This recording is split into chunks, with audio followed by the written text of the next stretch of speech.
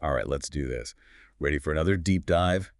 Today, we're tackling Maharaja Ranjit Singh, the Lion of Punjab. Oh, an excellent choice. We're using his Wikipedia page as our guide today, so think of this like an express tour through the life of this incredible figure in history. And he really is incredible. You know, when you think about the turbulent era he lived in, Ranjit Singh embodies it perfectly. He's not just a ruler, but a warrior, a reformer, really a symbol of Sikh power during a period of intense upheaval on the Indian subcontinent. Yeah, for me, it's always how his story begins, like right off the bat, surviving smallpox as a baby, but losing sight in one eye. Imagine that, a physical challenge like that, especially back then, for a future leader no less. It really speaks to his resilience. Totally. And you can see that determination early on, right? The guy's fighting battles at 10 years old. 10 years old. It's hard to fathom, isn't it? It's a stark reminder of the times, that kind of early exposure to warfare. It shapes you, forges you. It's almost like destiny was preparing him for leadership. Right.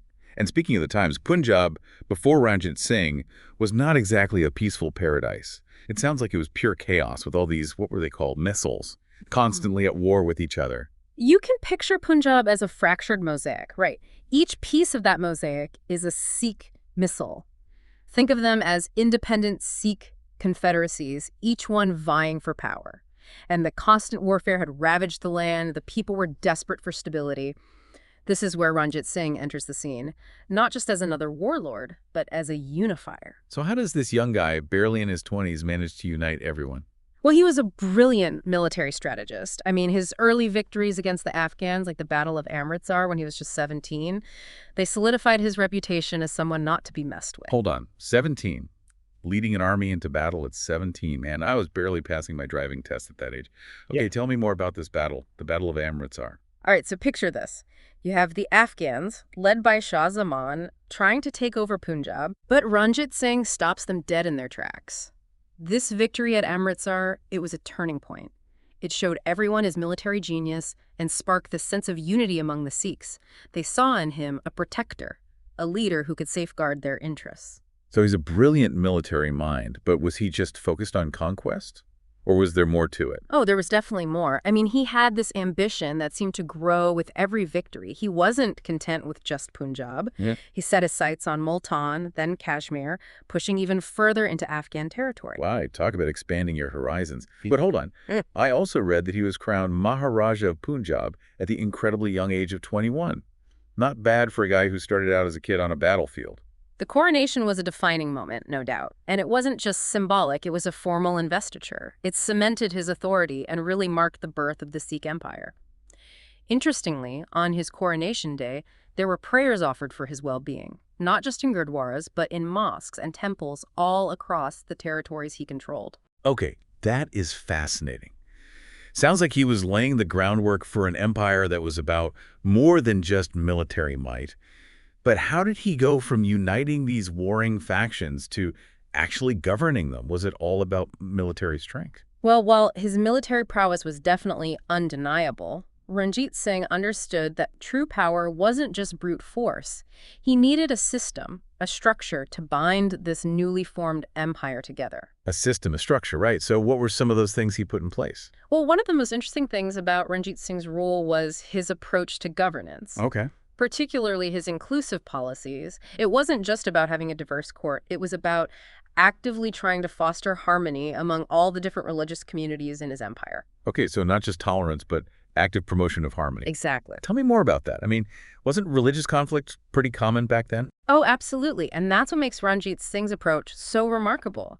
He seemed to get that for his empire to thrive, he needed to go beyond just accepting different faiths. He had to actively weave them into the fabric of his rule. Okay, so how did he do that? Was it just a matter of saying, hey, everyone, get along? He put his words into action. There are accounts of him supporting the construction and maintenance of not just gurdwaras, but also Hindu temples and mosques. Really? Yeah.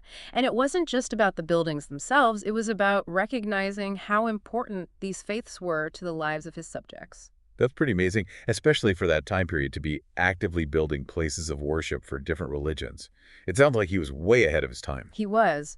And there are even accounts of him participating in Hindu festivals and showing respect for their traditions.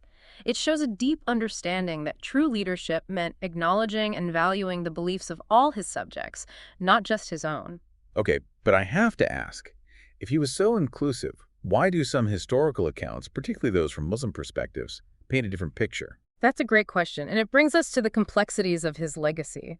You see, while Ranjit Singh was undoubtedly tolerant in many aspects, there were times when his actions contradicted that image. Right. It's important to remember that no historical figure is without their flaws or inconsistencies. I remember reading about some incidents, like the conversion of certain mosques for other uses. Wasn't the Badshahi Mosque in Lahore turned into an ammunition store? Yes, that's often cited as an example of religious insensitivity.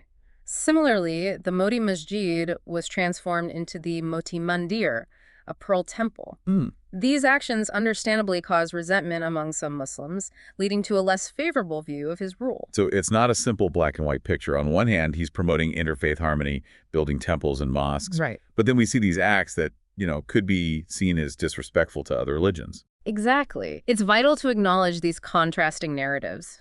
History is seldom neat and tidy. Ranjit Singh was a product of his time, and his actions, even the ones that might make us uncomfortable today, need to be understood within their historical context.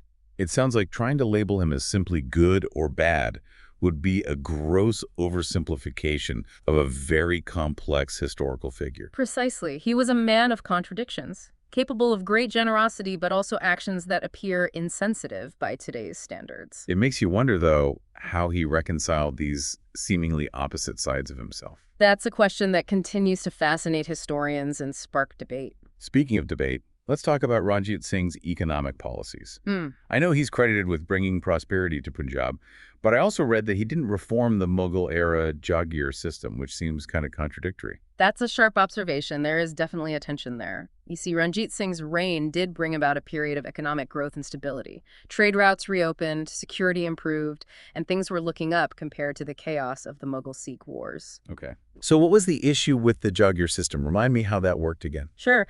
Basically, it was a land grant system. Individuals, often those with political connections, would be given administrative control over specific villages. These individuals, called Jagirdars, were in charge of collecting taxes and sending a portion to the state while keeping the rest for themselves. Okay, and what was wrong with that? Sounds like a way to delegate responsibility. Well, the problem was that these Jagirdars often became these middlemen, adding their own taxes and fees on top of what the state demanded. It was a system ripe for abuse, the burden ultimately falling on the peasants and merchants. So even though trade was flourishing and things were generally good, there were still people suffering under an exploitative system.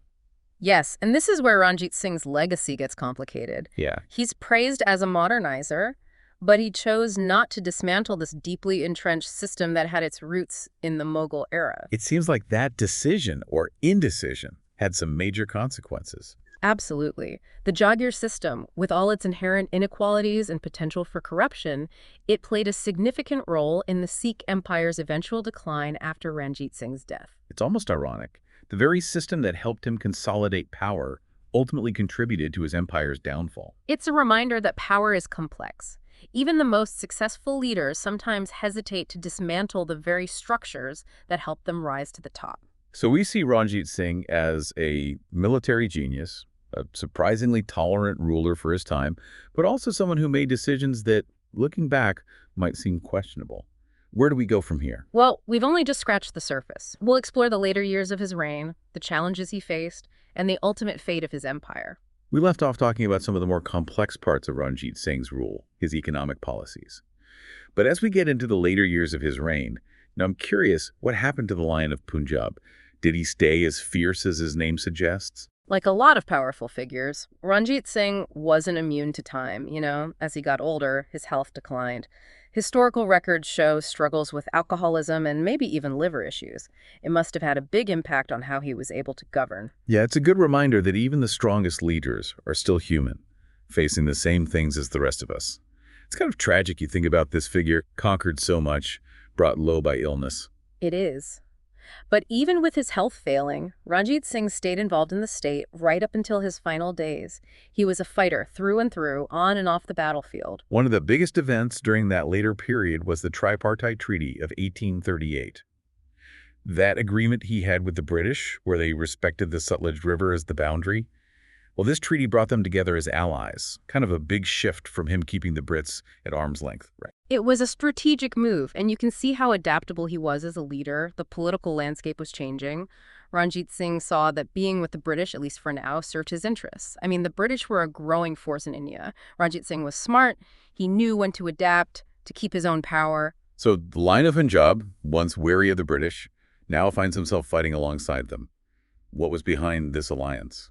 It all revolved around Shah Shuja, who had been kicked out as the ruler of Afghanistan. The British, Ranjit Singh, and Shah Shuja teamed up to try and get Shah Shuja back on the throne in Kabul. It was complicated geopolitics, far-reaching consequences. It sounds like some high-stakes chess match with empires and rulers as the pieces. Did this alliance work? It did, for a while at least. There was this big military campaign into Afghanistan. Ranjit Singh's forces went through the Khyber Pass. The British came in from the south. They got Shah Shuja back in power. There are even stories of Ranjit Singh's army in the victory parade in Kabul, a real moment of triumph for him, showing his power and reach on a regional stage. But it didn't last, right? Just a year later, in 1839, Ranjit Singh died, age 58. Yeah, and that was a turning point for the Sikh Empire. Sadly, not in a good way. Even with all his wives and children, Ranjit Singh hadn't set up a clear way to pick his successor. That's surprising. A ruler known for being so strategic. What happened next? Well, with no clear heir, the empire basically fell apart. Power struggles, coups, assassinations, all these different groups fighting to take control. And that Jaghir system, the one Ranjit Singh didn't reform, it just made everything worse. Right. Those powerful Jagirdars, with all their regional control, they saw a chance to grab even more power. It's like the whole empire started unraveling from within. It was a fast and honestly tragic decline. The British, once allies, were watching it all, waiting for their chance to step in. And they did. The two Anglo-Sikh Wars. By 1849, the Sikh Empire, once so powerful, was part of British India. It really is a heartbreaking end to a story that started with so much promise. Everything Ranjit Singh achieved, bringing the Sikhs together, modernizing the army, expanding the empire, all undone because he didn't create a stable system for who came after him. It really shows you that even the biggest empires are fragile if they don't have strong systems, a clear plan for the future. So, what's Ranjit Singh's legacy? How is he remembered today? Even though his empire fell apart, Ranjit Singh still fascinates and inspires. He's a visionary leader, a symbol of strength and resilience for Sikhs. A ruler with his flaws, sure, but he left his mark on the Indian subcontinent. There are museums, statues, even a spot in the Indian parliament all for him. Pretty amazing when you think about the fact that he couldn't even read. His life proves that you don't have to come from a certain place to be great. He defied expectations, overcame so much, and carved his own path to power. It's been quite a journey learning about Maharaja Ranjit Singh, the Lion of Punjab. As we wrap up, what are the main things to take away? What should we all remember about this guy? I think it comes down to this. Ranjit Singh was full of contradictions. A fierce warrior, but also very religious. A clever strategist, but someone who genuinely cared for his people. A leader who embraced progress and change, but also held on to old systems that ended up causing problems. He always kept us guessing. Left behind a legacy that makes you think, makes you wonder. And that's the great thing about history, isn't it? It's messy, full of contradictions, and open to interpretation. Absolutely. History isn't just about dates and names. It's about thinking through the past, understanding that even the most powerful people were just human, with all their good and bad sides. So for everyone listening, here's something to think about. How do you see Ranjit Singh in the big picture of history? Was he a force for good, a product of his time, or maybe both? No easy answers. That's what makes exploring history so rewarding. Until next time, keep asking questions, keep learning, and keep